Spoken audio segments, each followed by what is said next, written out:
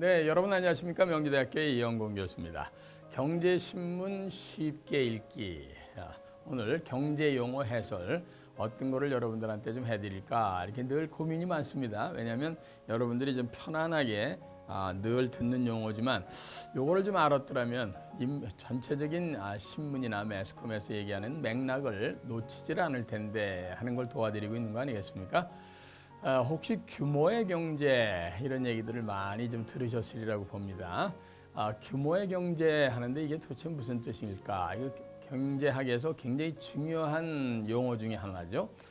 이걸 economy of scale이라고 그러는데 이게 어떤 생산을 들어갈 때 말이죠. 그 생산의 규모가 커지면 커질수록 원가가 감소가 돼서 전체적으로 경제적으로 상당히 유리한 상태까지 가는 것을 규모의 경제다 이렇게 얘기합니다. 아주 쉽게 말씀을 제가 예를 들어 드릴까요? 자동차를 만약에 여러분이 개인적으로 한 대를 혼자 만든다. 말이 됩니까? 안 되죠.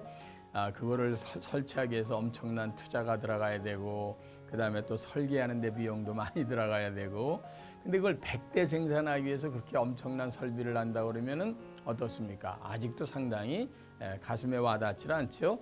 이게 최소한 10만 대, 50만 대, 100만 대를 만들어내지 않으면은 그 투자된 그런 설비에 대한 것이 경제성이 없는 거 아니겠습니까? 그러니까 어떤 정도 수준까지 가야 이게 가장 경제적이냐 하는 걸 따질 때 우리는 규모의 경제다 하는 용어를 가지고 느낌을 갖도록 애를 쓰고 있습니다.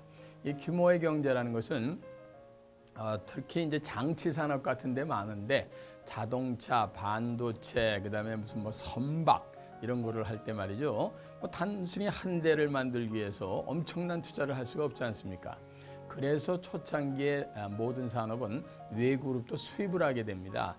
왜냐하면 자동차를 한 대 만드느니 차라리 외국에서 사오는 게 훨씬 경제적이다 하는 뜻이 되겠죠.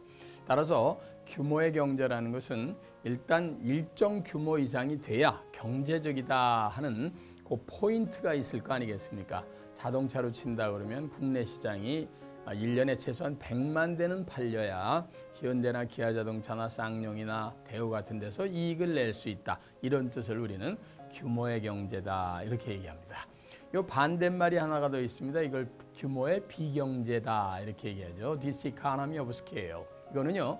생산 규모가 커질수록 비용이 증가해서 오히려 경제적이 아니라 손해가 나는 경우도 있다 이런 뜻입니다.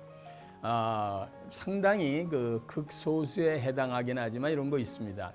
전문인이 만약에 악기를 만든다고 생각해 보세요. 이 사람이 바이올린을 만드는 사람인데 수작업밖에 못합니다. 그렇죠? 이 사람은 딱 만들 수 있는 게 5대 정도가 되는 건데 이 사람이 그걸 계속 100대를 만들어라 그렇게 된다고 그래서 그게 경제적으로 상당히 도움이 되질 않습니다. 같은 전문가가 만들 수 있는 그 시간이 있기 때문에 규모가 커진다고 해서 경제적인 그런 상황이 되지 않는 것을 우리는 규모의 비경제다 이렇게 얘기할 수 있겠죠. 그런 게 산업에도 있을 수 있습니다. 아까 말씀드린 악기나 또는 어떤 사람이 도자기를 굽는다든지 이런 경우에는 도자기를 생각 같아가지고 그냥 대량 생산으로 구면 그 사람의 가치가 올라가겠습니까? 그렇죠? 따라서 이 사람은 적은 양을 정성을 들여서 만드는 것이 오히려 낫고 규모를 엄청나게 크게 해서 여러 개를 만들다 보면 경제적이지 않을 수 있고요. 그 사람이 만든 악기가 하나가 시장에 나와 있을 때는 비싼데 그게 수백 개가 돌아다니면 싸구려가 될 가능성이 높지 않습니까? 이런 거를 규모의 비경제다 이렇게 얘기합니다. 이번에는 범위의 경제라는 이런 용어가 하나 더 있어서 말씀을 드리겠습니다. 규모에 관한 얘기가 아니라 범위에 대한 얘기라 이거를 영어로 하면 스케일이 아니라 스코프라고 얘기해서 economy of scope 이렇게 얘기합니다. 범위의 경제라는 건 뭐냐면은 유사 제품을 동시에 생산을 해서 범위를 넓히는 것이 훨씬 경제적인 경우가 있습니다.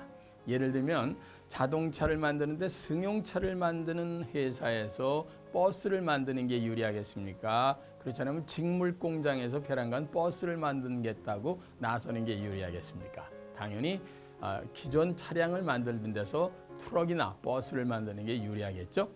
그리고 구두를 만드는 데서 같은 가죽 제품이니까 핸드백이나 이런 걸 만들게 되면 첫 번째 공장인 가죽을 태닝, 부드럽게 만들고 색깔을 집어넣는 공정은 같다 그 얘기입니다. 그래서 똑같은 공정을 거친 다음에 다른 제품으로 가게 되니까 일단 범위를 넓힐수록 훨씬 유리해질 수 있는 가능성이 있는 제품들이 있겠죠. 이런 거를 우리는 범위의 경제다 이렇게 얘기합니다. 이 범위의 경제에서 우리가 얻는 거는 딱 금세 생각나는 게 시너지 효과라는 거죠. 그렇죠? 네, 같은 거 하나만 하는 것보다는 유사한 거 몇 개를 함으로써 공통돼 있는 원가를 밑으로다 내려서 경쟁력을 제고하는 효과를 가지고 올 수 있다. 이렇게 생각을 하시는 걸 범위의 경제다. 오늘은 규모의 경제, 그리고 규모의 비경제, 그리고 범위에 대한 경제 이렇게 세 가지 말씀드렸습니다. 지금까지 이영권이었습니다.